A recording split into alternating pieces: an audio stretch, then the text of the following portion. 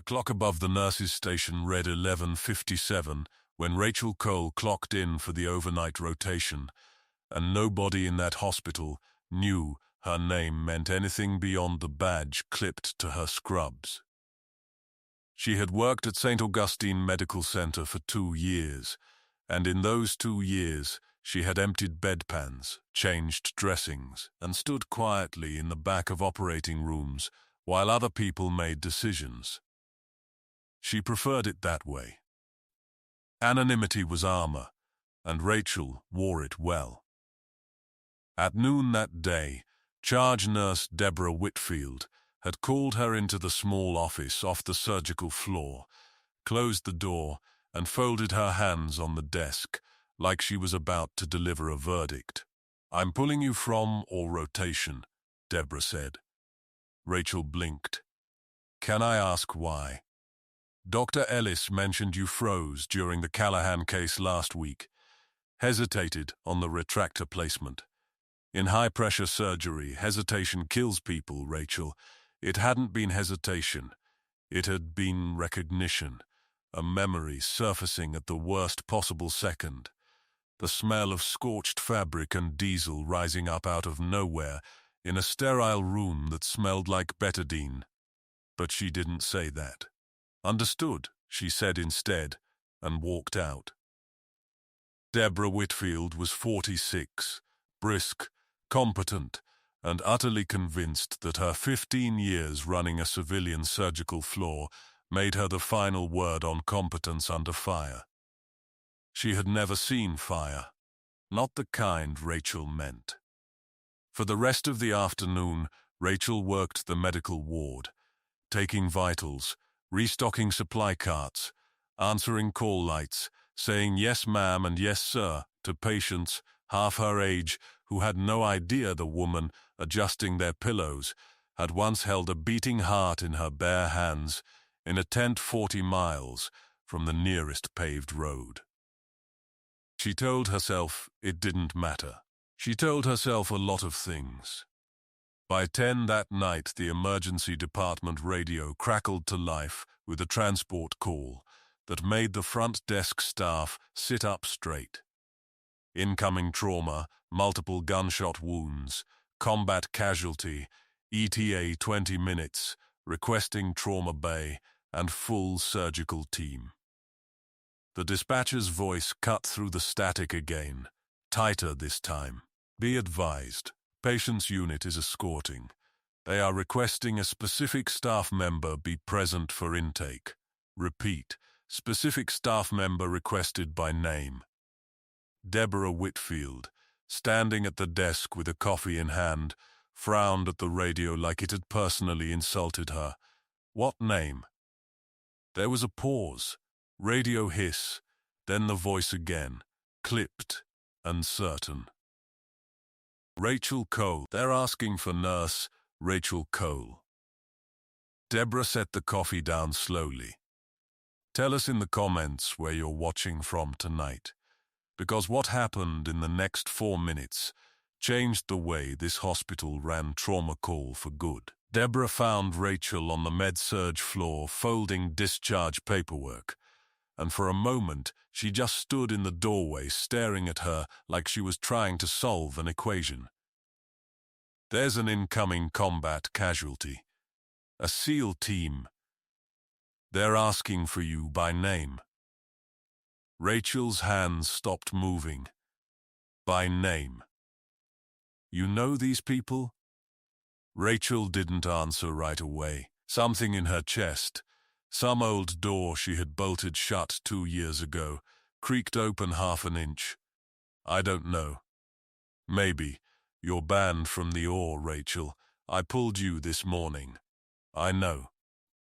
"So, what am I supposed to tell an incoming special operations team who is specifically requesting a nurse I removed from surgical duty for competency concerns?" Rachel looked at her, and for the first time in 2 years, something steady and unbothered surfaced behind her eyes. "Tell them I'll be there. And Deborah, you might want to call in your best thoracic surgeon, because whoever's coming through those doors is not going to survive standard protocol. Deborah opened her mouth to argue, and then didn't, because the radio crackled a third time, and the paramedic's voice sounded rattled in a way it hadn't been before. Copy St. Augustine. Patient is unstable. Penetrating chest trauma. Possible tamponade. We are losing pressure. ETA 8 minutes. Cardiac tamponade. Rachel's mind sorted the words instantly, clean and clinical, the panic drowned out by pure procedure. Blood filling the sac around the heart, squeezing it until it couldn't beat. A patient could go from talking to dead in 90 seconds if nobody moved fast enough. 8 minutes, Deborah repeated, mostly to herself. Then we'd better move, Rachel said. And for once, Deborah didn't stop her. The trauma bay filled with noise and light, gurneys wheeled into position, IV poles rattling, the overhead page calling every available hand to the ER. Dr. Marcus Ellis arrived buttoning his coat, irritated at being paged this late, his reputation as St. Augustine's top trauma surgeon evident in the way he moved, unhurried, certain of his own authority. He clocked Rachel standing near the head of the bay and frowned. "Cole, right? I thought you were pulled from the floor." "I was asked to be here." "By whom?" Before Deborah could answer, the ambulance bay doors slammed open, and the gurney came through fast, flanked by 2 men in tactical gear, still dusted with something that wasn't hospital dirt, desert dirt, the kind that gets into every seam of a uniform and never fully washes out. The patient on the gurney was pale, lips tinged blue, blood soaking through a field dressing on his chest, despite obvious pressure applied. His eyes were open, glassy, drifting. One of the escorting operators, a broad-shouldered man with a jaw like poured concrete, scanned the room fast, then locked eyes on Rachel. "Doc," he said. Not a question, a statement. Ellis turned, confused. "Excuse me?" "She's the one who's cutting," the operator said. "That's the deal. That's why we called ahead." Ellis laughed, short and humorless. "I'm the attending trauma surgeon. She's a nurse." The operator's eyes didn't move off Rachel. "With respect, sir, 4 years ago that woman pulled a piece of shrapnel out of my sternum in a tent with a headlamp and a bag of saline, and she kept me alive for 6 hours until extraction. I don't care what her badge says here. If she's not scrubbing in, we're driving him to the next hospital." The room went silent, except for the monitor's frantic beeping, the patient's blood pressure dropping in real time on the screen. 70 over 40, 65 over 38. Rachel moved to the gurney without waiting for permission, her fingers finding the patient's neck, checking his pulse, her eyes flicking to the monitor, to the wound, to the distended neck veins that confirmed exactly what she already suspected. "Beck's triad," she said quietly. "Muffled heart sounds, jugular distension, hypertension. He's tamponading right now." Ellis stepped closer, annoyed but listening despite himself. "We need imaging before we—" "There's no time for imaging," Rachel said. "He'll arrest in the next 2 minutes if we wait for a formal echo. This isn't a battlefield, Nurse Cole. We follow protocol here." Rachel finally looked up at him, and something in her face had changed, some quiet authority settling over her like a coat she hadn't worn in 2 years, but still fit perfectly. "Protocol will kill him. I need a pericardiocentesis kit. Or if his pressure crashes further, I need a thoracotomy tray, and I need it now." Ellis stared at her. "Do you even know what a thoracotomy is?" "I've done 11 of them in a combat theater with worse lighting than this room has right now." Dr. Ellis, you can either help me or get out of my way, but this man does not have time for you to decide whether to trust me." The patient's monitor screamed a new alarm. Pulseless electrical activity. His heart still had electrical signal, but no output, no pulse. "He's coding," someone shouted. Rachel didn't flinch. "Get me the tray." "Now, Deborah, I need you on the crash cart. Someone start compressions while I prep." Deborah, standing frozen at the foot of the bed, looked at Ellis, looked at Rachel, and made the decision that would define the rest of that night. "Do what she says," Deborah said. "Everybody do what she says." Ellis's jaw tightened, but he stepped back, and for the first time in his career, let someone else take the lead in his own trauma bay. Rachel's hands moved with a speed that seemed to belong to someone else, someone who had done this 1,000 times in worse conditions. Gloves snapping on. Betadine swabbed across the chest wall in one practiced stroke. "Scalpel," she said. It was placed in her palm before she finished the word. She made the incision along the 5th intercostal space, left side, her voice steady as she narrated for the stunned staff around her, teaching without meaning to, the words falling out of her like she'd rehearsed them in some other life. "In the field, you don't have time for a rib spreader that costs $4,000. You go in fast, you go in clean, and you find the pericardial sac before the heart stops for good." Retractor. Someone handed her a rib spreader with trembling hands, and she used it, cracking the chest open enough to see, blood welling dark and thick in the cavity. "There," she murmured. Tamponade confirmed. Suction, the suction hissed, clearing the field, and there it was, the heart itself, straining against a sac swollen tight with blood, barely twitching, starved of room to beat. "I need to open the pericardium," Rachel said. "Dr. Ellis, if you're going to help, hold this retraction steady. Right here." To his own visible surprise, Ellis stepped forward and did exactly as she asked. Rachel made a small incision in the pericardial sac, and blood poured free, releasing the pressure instantly. The heart, freed, gave one weak beat, then another. "Come on," she whispered. "Come on." A third beat. A fourth. The monitor, silent for 45 seconds, began chirping again, first erratic, then finding rhythm. "Sinus rhythm," the monitor tech called out, disbelief coloring every word. "We have sinus rhythm." The room exhaled as one organism. Rachel didn't celebrate.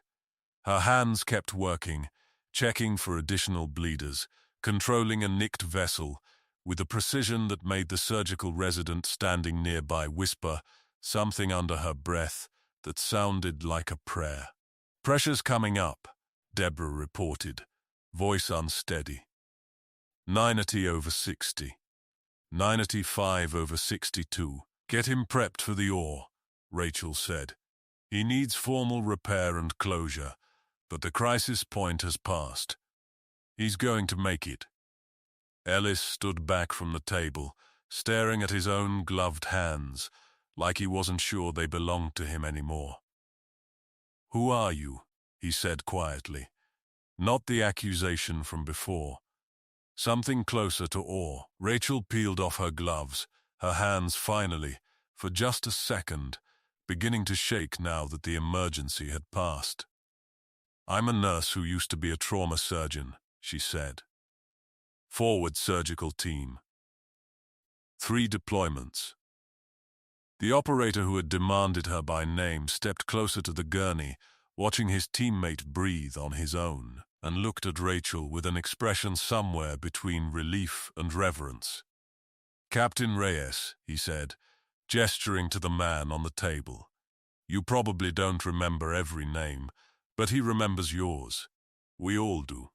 Nobody in that unit forgot Dr. Cole." Dr. Cole. The words landed in the trauma bay like a dropped tray, and every head turned toward Rachel at once. Deborah Whitfield, still holding a bag of saline she'd been managing for the last 10 minutes, looked at Rachel with an expression caught somewhere between shame and disbelief. "Doctor," she repeated. "You're a surgeon." "I was. Why are you working as a nurse in my hospital?" Rachel looked down at Captain Reyes, whose eyes had fluttered open, glassy but focused now, focused enough to find her face across the room. "Doc," he rasped. "Knew you'd come." "You should be unconscious," Rachel said, moving to his side. Too stubborn, he managed, the ghost of a smile pulling at cracked lips, just like Kandahar. Kandahar, the word hit her harder than she expected, dragging with it images she'd spent 2 years trying to bury under discharge paperwork and vital signs. What would you have done in Rachel's position, forced to reveal everything you'd hidden in the space of 4 minutes? Let us know in the comments. They moved Reyes to the operating room for formal closure, and Ellis insisted, quietly this time, almost humbly, that Rachel scrub in alongside him. "I've never seen anyone work like that," he admitted as they walked the corridor. "I've been doing this 18 years, and I've never seen a field thoracotomy performed with that kind of control outside of a trauma fellowship program. It's different when the alternative is watching someone die in your arms," Rachel said. "You learn fast, or you don't get to keep doing the job. I called you incompetent this morning." "To Whitfield." "I heard. I was wrong. You didn't know." "That's not an excuse. I dismissed you because you were quiet, because you didn't argue, because you're a woman half my age working a nursing rotation, and I assumed that meant you had nothing to teach me. I was arrogant, and a man almost died tonight because civilian protocol nearly cost him the 90 seconds that saved his life." Rachel didn't answer immediately. It was the most honest thing anyone at St. Augustine had ever said to her. "Apology accepted," she said finally. "Now let's go close him up properly."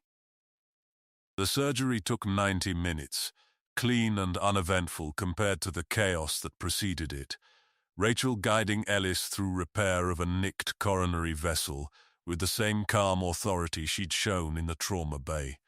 And by the time they stepped out of the operating room, the entire surgical floor had heard the story twice over, in whispered fragments. Deborah was waiting outside, arms crossed, but her posture had changed, the certainty gone out of it. "I owe you an apology," she said. "You were doing your job. I was doing my job based on second-hand gossip and a doctor's ego." "That's not the same thing." "Rachel, why didn't you tell anyone? 2 years, and nobody knew you were a trauma surgeon?" Rachel looked past her, down the hallway toward the recovery room where Reyes was sleeping off the anesthesia, alive because of a decision she'd made in under 60 seconds. "Because the last time I operated at that level, I lost 4 people in one night, and everyone told me it wasn't my fault, and none of them meant it." The hallway went quiet. "What happened?" Deborah asked, gently now. "Convoy hit an eyed outside a forward base. Mass casualty, 7 wounded, 1 surgeon, me, and a medic with 2 weeks of field training. I made calls under fire that I still replay every night. 3 lived, 4 didn't. Command investigated, said the losses were within acceptable parameters for the conditions. I didn't believe them then. I still don't. That wasn't your fault. That's what everyone says. Nobody says it like they mean it, except the 4 families I wrote letters to." Deborah was quiet for a long moment. For what it's worth, Tonight you saved someone who specifically crossed half the country to make sure you'd be the one holding the scalpel. That has to mean something. It did. Rachel just wasn't ready to say so out loud yet. 3 days later, Reyes was recovering well enough to sit up in bed, and he asked to speak with Rachel alone. Deborah arranged it without question, something that would have been unthinkable a week earlier. "You need to know something about Kandahar," Reyes said, once the door was closed. "I know what happened at Kandahar. You know what they told you happened." "Doc, I was there. Not at the convoy, but I read the after-action report. 2 years later, I read the real one, the classified version, because my unit was tasked with investigating a separate incident, and your file got flagged." Rachel's stomach tightened. "What are you talking about?" "The convoy route that night was changed at the last minute. Command routed you through a corridor that intelligence had flagged as compromised 6 hours earlier. Someone buried that intel report. It never made it to your commanding officer before he sent you out. That report surfacing would have meant serious consequences for at least 2 people up the chain, so it got quietly disappeared. You didn't lose those 4 soldiers because of a bad call in the field, Dr. Cole. You lost them because someone above you made a decision that got soldiers killed, and then let you carry the blame so nobody higher up had to." The room tilted slightly around her. "Who?" she managed to say. "Who buried it?" "Colonel Whitmore. He's out of the military now. Private contractor, works logistics for a defense firm. I only know because his name is stamped on the original routing order, the one that never made it into your investigation file. 2 years of guilt, of quiet shame, of hiding behind a nursing badge because she believed she'd failed the people who trusted her, and none of it had been true. "I need to see that report," she said.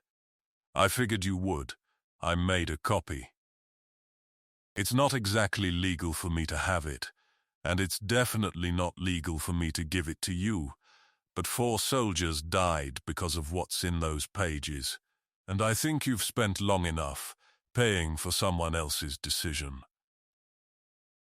He handed her a folded envelope from beneath his hospital blanket, and Rachel took it with hands that had been steady through a field thoracotomy, but shook now, holding paper.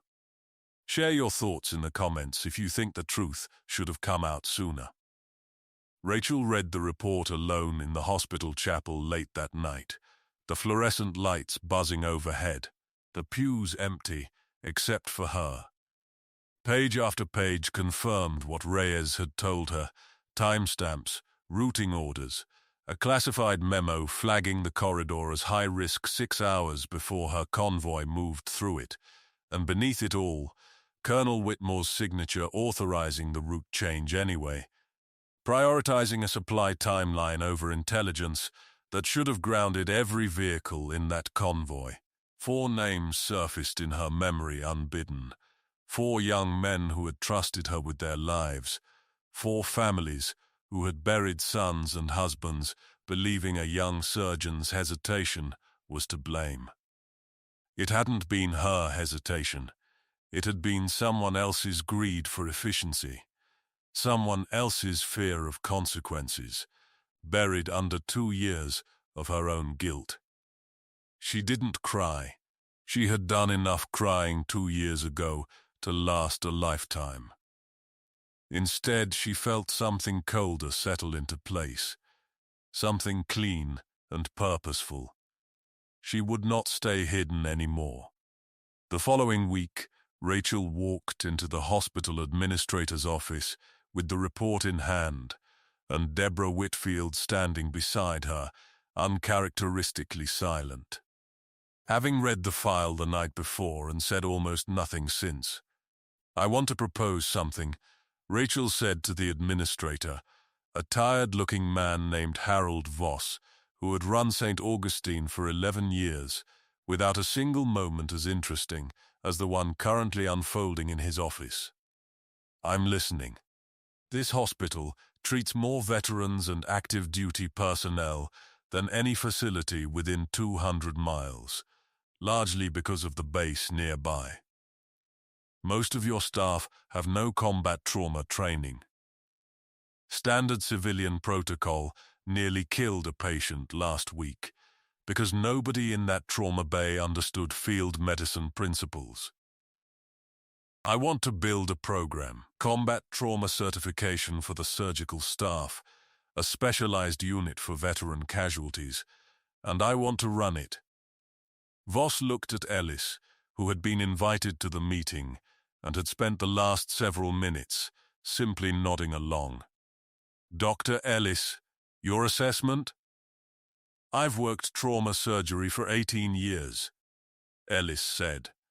I've never seen anything like what Dr. Cole did in that bay. If she's willing to teach what she knows, I think it would be professional malpractice not to let her.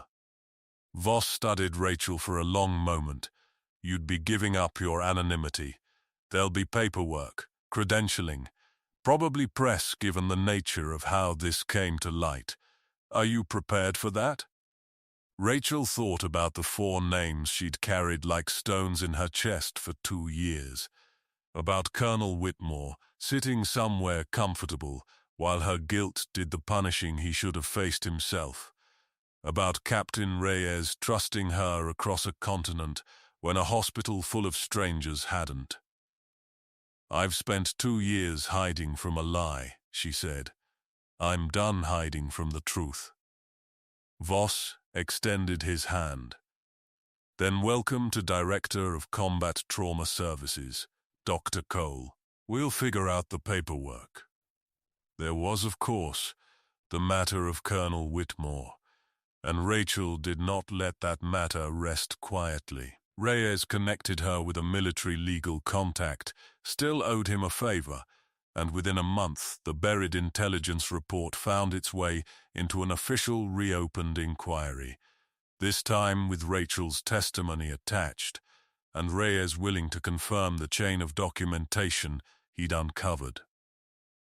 Whitmore was, by the time the investigation concluded, no longer working in defense contracting. Rachel never learned the full extent of the consequences he faced, and found, to her own mild surprise, that she didn't need to know.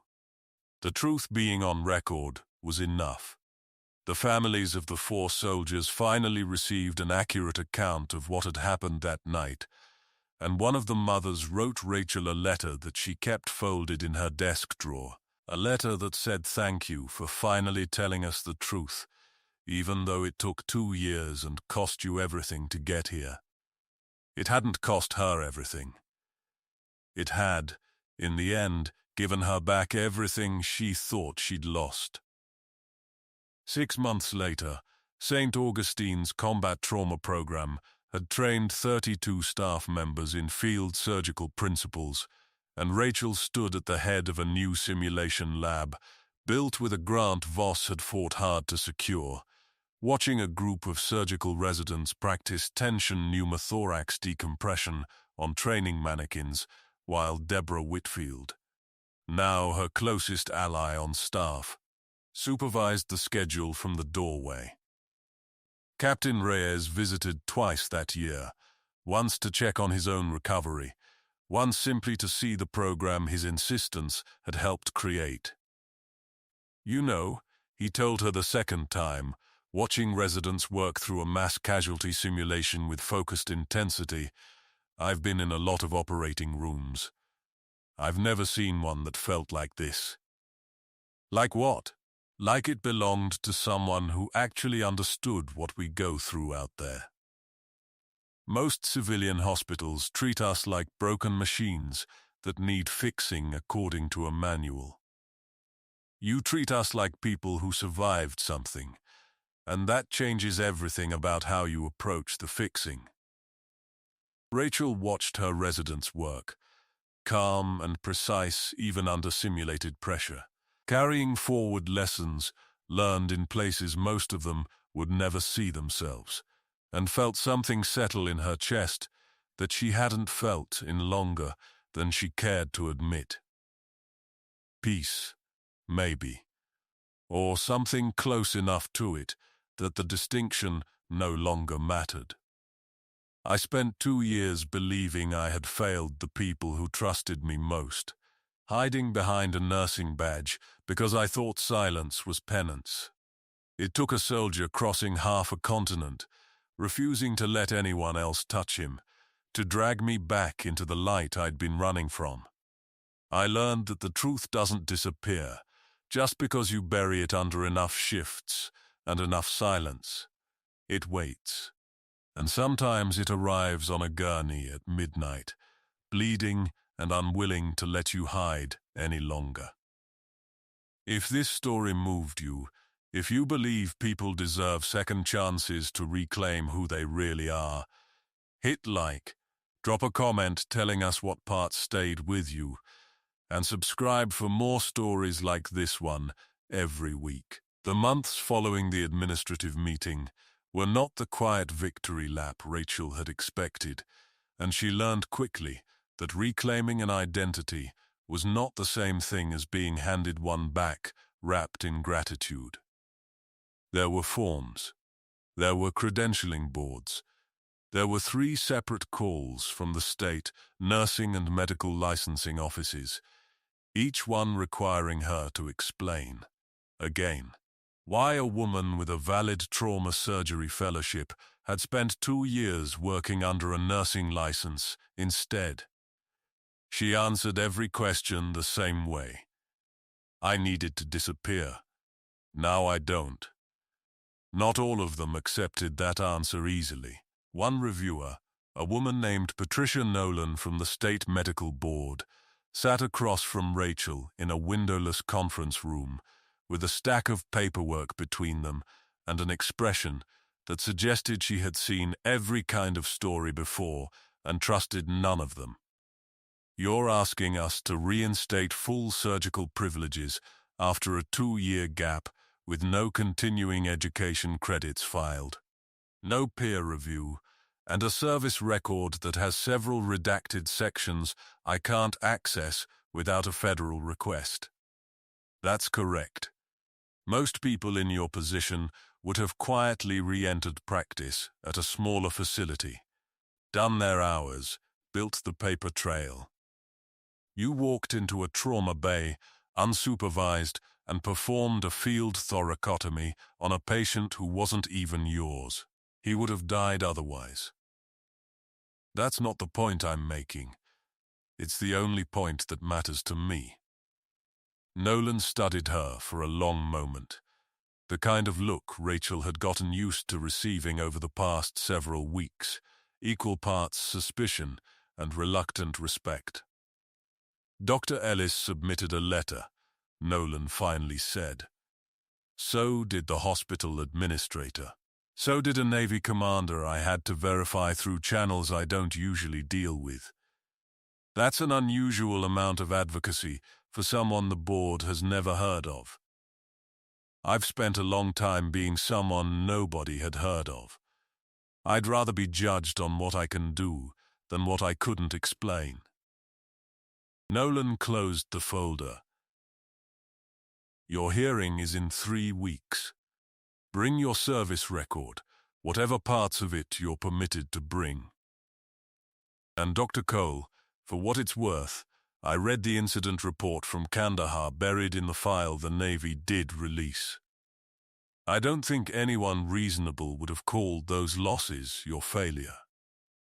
It was the first time someone outside the hospital had said it to her without hesitation.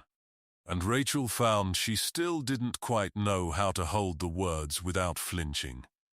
The hearing, when it came, was brief and almost anticlimactic after everything that had led to it. Reyes appeared in dress uniform, standing straighter than his still healing chest should have allowed, and gave testimony that left no room for doubt about what Rachel had done in that trauma bay, or what she had done years earlier in a canvas tent under mortar fire. Ellis spoke next, describing the thoracotomy in clinical detail that made two board members visibly pale.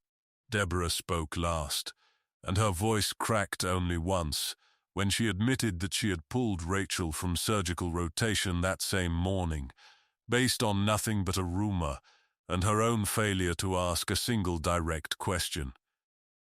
"I was wrong about her," Deborah said. "I think it's important the board understands that the person best qualified to run trauma surgery at my hospital is the person I tried to sideline. That's on me, not her." The board reinstated Rachel's surgical privileges unanimously, full scope, no restrictions, and Nolan personally handed her the approval letter afterward with something that almost passed for a smile. "Try not to make a habit of proving institutions wrong, Dr. Cole. It's exhausting for the rest of us." "No promises," Rachel said, and meant it. Word of what had happened at St. Augustine did not stay contained within hospital walls the way Rachel had hoped it might. A local news affiliate picked up the story first, a soft human interest piece about a nurse who turned out to be a decorated combat surgeon, and within a week the story had been shared enough times that a producer from a national outlet called The Hospital requesting an interview. Rachel declined 3 times before Voss finally sat her down in his office with the kind of gentle persistence that reminded her he had spent 11 years managing difficult personalities far more volatile than hers. "You don't have to do the interview," he said. "But I want you to think about who's watching. Somewhere out there is another combat medic sitting on a nursing floor right now, hiding the same way you were, believing the same thing you believed, that what happened overseas makes them unfit to matter here. That's not fair. It's not supposed to be fair. It's supposed to be true." Rachel gave the interview eventually, a short segment that focused less on Kandahar and more on the program she'd built, the 32 staff members trained, the veteran patients who now received care from people who understood exactly what they'd survived, instead of treating their injuries like unfamiliar puzzles. She did not mention Whitmore by name.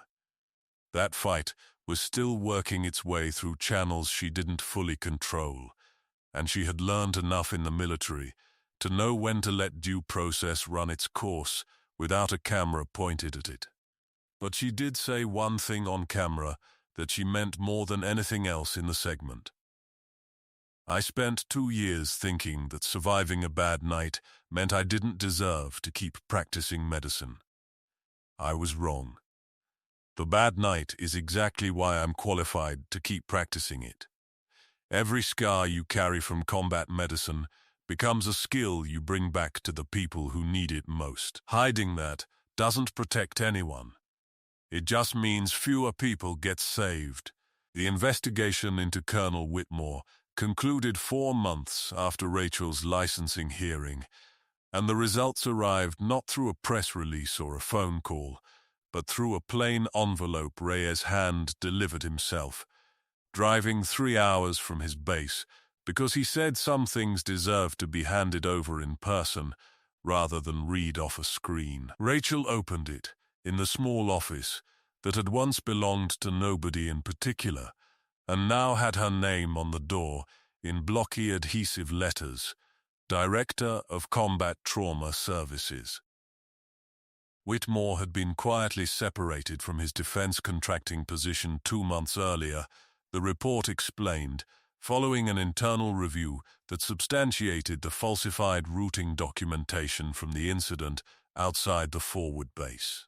He would face no criminal charges, the report noted, citing insufficient grounds under military code, given the time elapsed and jurisdictional complications, but his security clearance had been revoked permanently, and his name flagged across every defense contracting database in the country. It wasn't justice in the way Rachel had once imagined justice might look. No handcuffs, no dramatic reckoning, no public confession.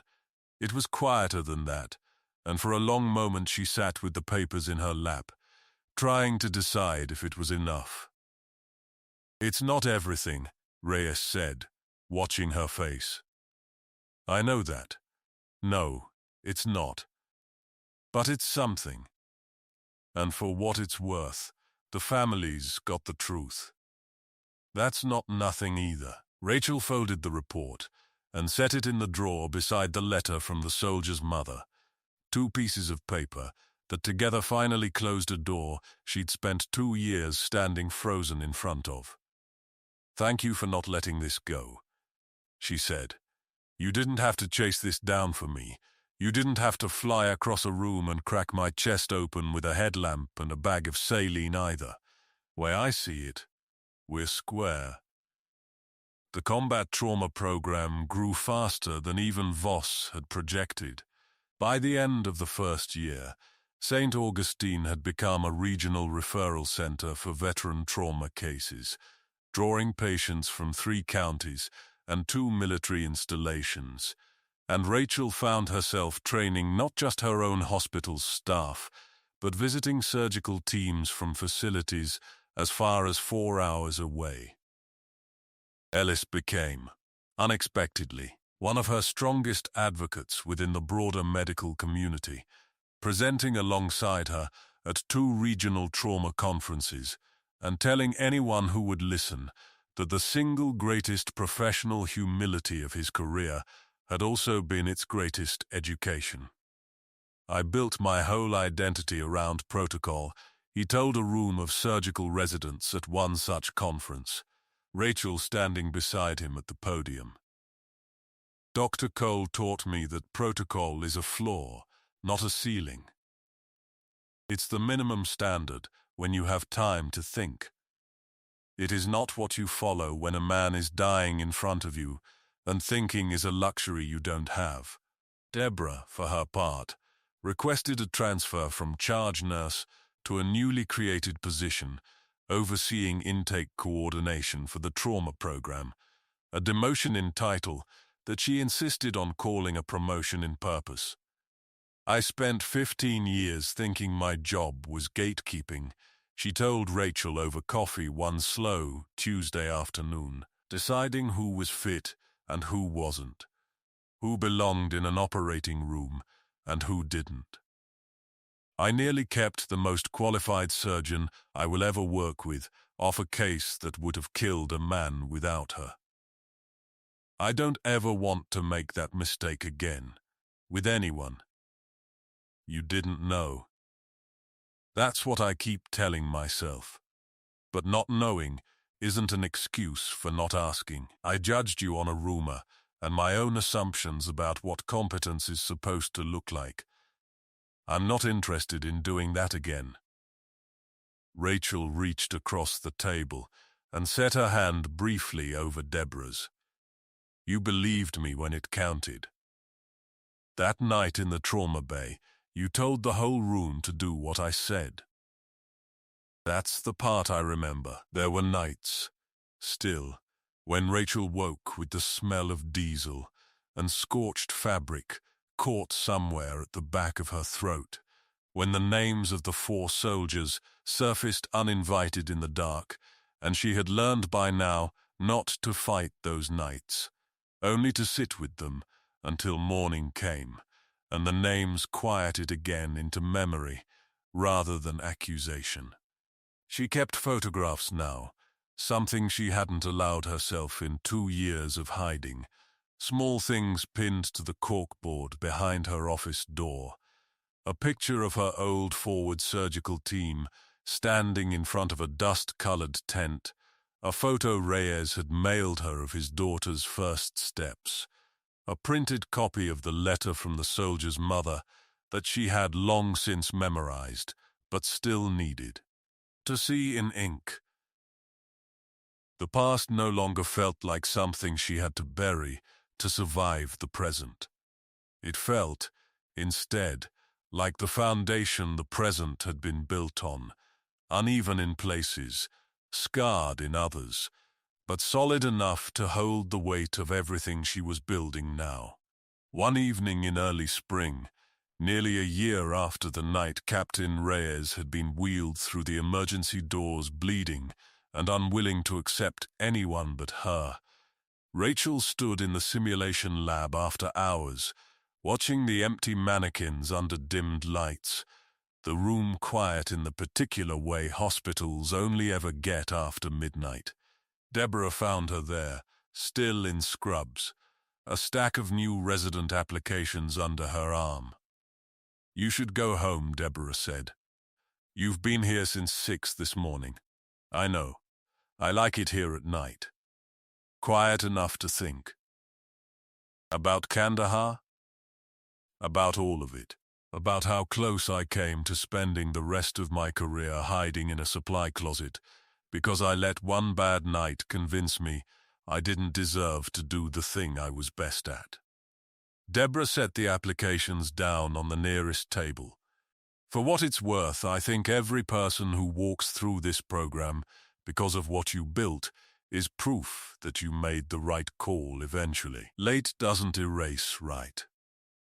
Rachel looked at the mannequins, the training equipment, the small plaque near the door that read Combat Trauma Services, established through the vision of Dr. Rachel Cole, and felt, for the first time in longer than she could measure, that the ground beneath her was entirely her own.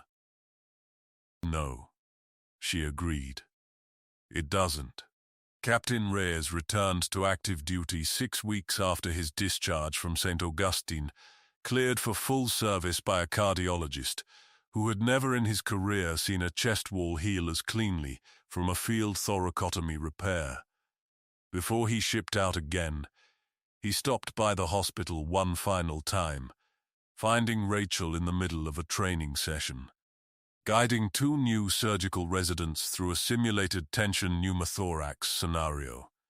He waited by the door until she finished, watching her work with the same quiet authority he remembered from a canvas tent years earlier, and when she finally looked up and saw him standing there, something in her expression softened in a way that had nothing to do with medicine at all.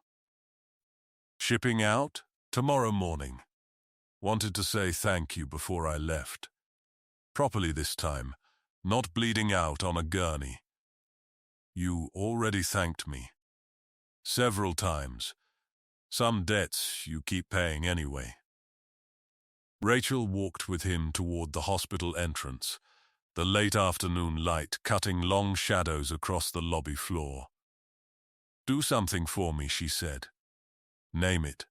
If you ever find yourself in a room with someone who's hiding what they're capable of, because they're scared of what happened the last time they tried, tell them what you told me the night you came through those doors.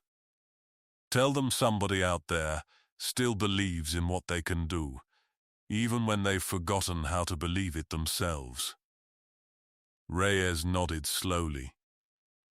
"I can do that." He turned to go, then stopped, glancing back at her one last time. "For what it's worth, Doc, you were always the best surgeon I ever served under. Didn't take a bullet to figure that out. Just took one to remind you." He walked out into the afternoon light, and Rachel stood in the doorway a long moment, watching him go, before turning back toward the trauma bay, where 2 new residents were waiting for their next lesson, and the work that had once been her hiding place had finally, fully, become her purpose again.